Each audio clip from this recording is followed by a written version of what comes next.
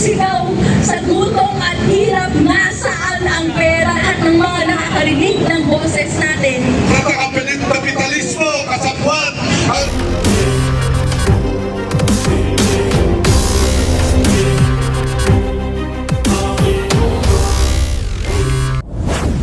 Consideration na final sa Korte Suprema.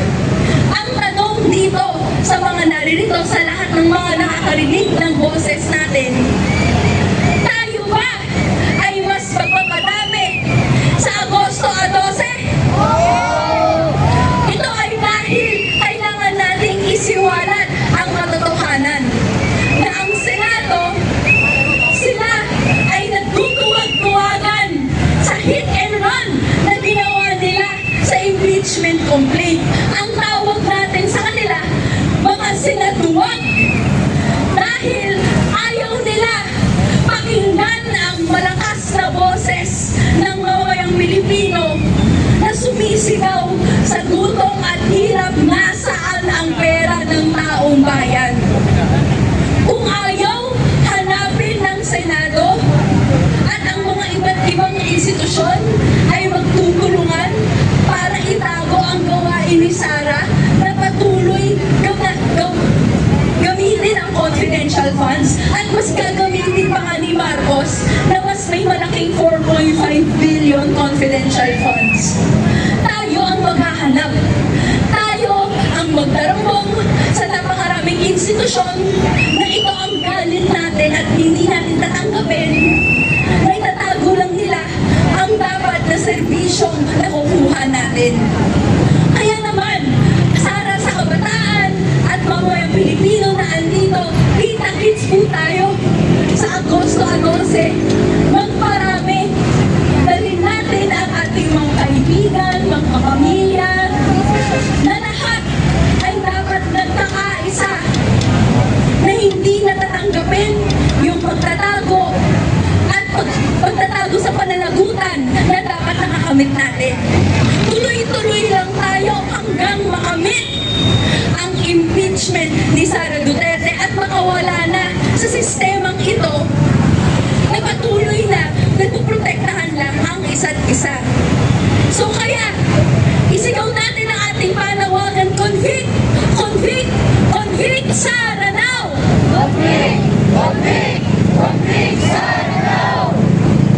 Impeachment ituloy! Sara panagutin! Tunay po na tuloy-tuloy lamang ang ating paglaban. Tuloy-tuloy lamang ang ating pagkondena sa Senado. Ang pagpapanawagan natin sa Supreme Court na i-reverse ang kanilang desisyon. Ang pagpapanagot natin kay Marcos Jr. sa kanyang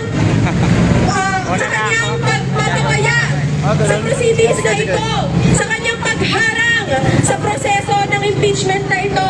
At tuloy din po ang ating paniningil kay Sara Duterte sa pagpupulsa sa pondo ng taong bayan.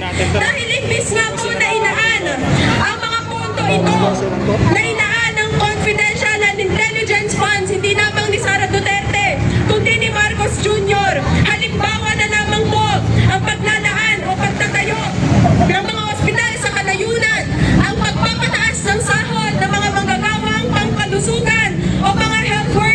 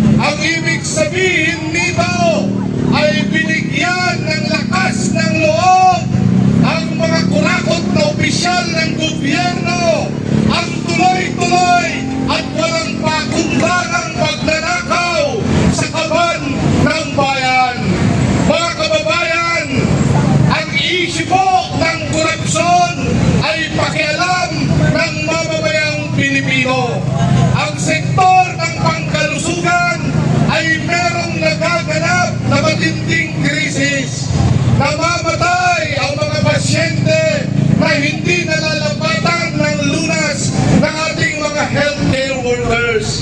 Ang pondo ng sektor ng kalusugan ay kinukuha ng Malacanang tulad ng pagkuha ng PhilHealth funds na 89.9 billion pesos. Pinawasan ang pondo ng Department of Health ng 30 billion at zero budget sa PhilHealth nitong 2024. Napakaliit po ang pondo sa kalusugan, kung kaya ang ating mga kababayan ay hindi nakaka-access ng quality healthcare dito sa ating bansa.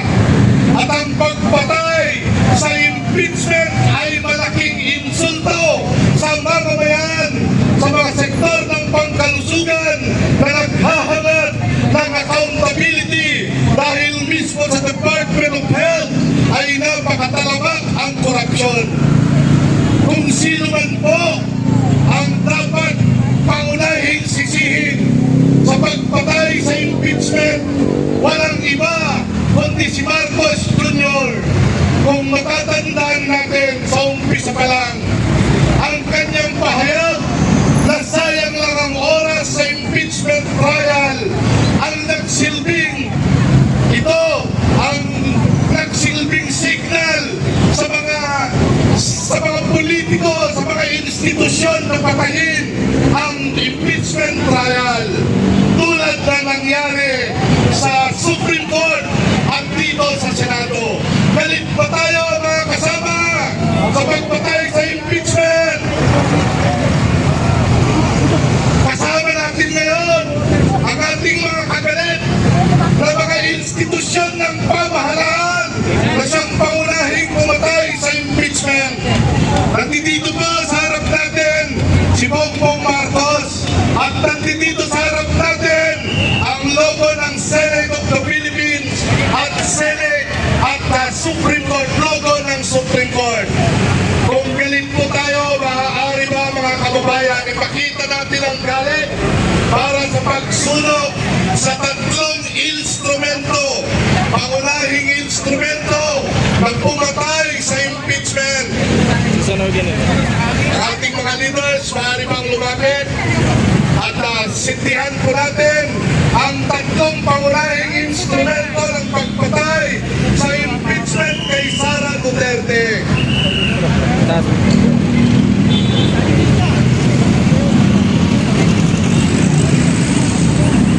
Ayan, habang sinusunod po ang mga pangunahing taksil sa bayan ng kanilang mga alipones na taksil ay nanonood sa likuran. Basahin natin sino-sino yung mga yan. Nandyan si Jinggoy Estrada, si J.B. Ejercito, si Erwin Tulfo, si Rafi Tulfo, si Bato de la Rosa, si Bongo, si Sherwin Gatchalian, si Loren Legarda, si Marco Recta, si Jaime Marcos, si Robin Hood Padilla, si Lito Lapid, at syempre huwag natin kalimutan yung tinawag ni kasama ka Rambo na si Kisko. Ayan ang pangunahing naglalako ng pagpatay ng impeachment. Mga kababayan, ang naganap kahapon ay pagpapakita ng isang bulok na sistemang kahit kailan hindi mababago sa administrasyon ng mga burokrata kapitalismo kasabwat ang nag-aharing uri dito sa ating bayan. Kaya walang kakapitan ng mamamayan kundi ang sama-samang pagkilos hanggang may bagsak ang burokrata kapitalismo, ang imperialismo at ang feudalismo na pangunahing sanhi ng bulok na sistemang umiiral dito sa ating bansa.